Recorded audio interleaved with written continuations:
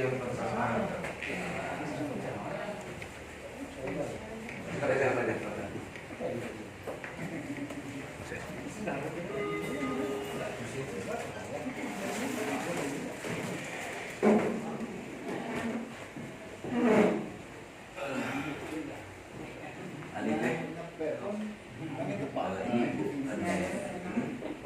Adik saya.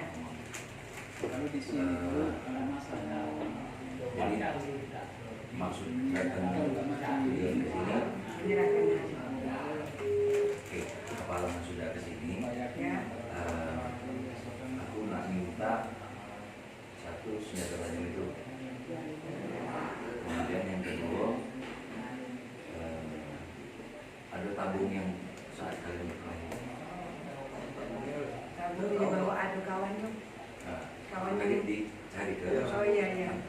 Yang lain senjatanya berlari ke Tongkang, kan ikut kapal jalan-jalan dulu. Pas dia laut, aneh buang. Nggak tahu. Lah keliling di sini kan.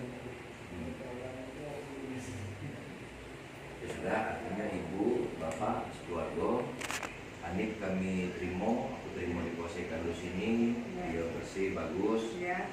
Dan juga aku selaku Kapolsek ucapkan terima kasih atas kooperatifnya ibu, bapak dan keluarga Hanif.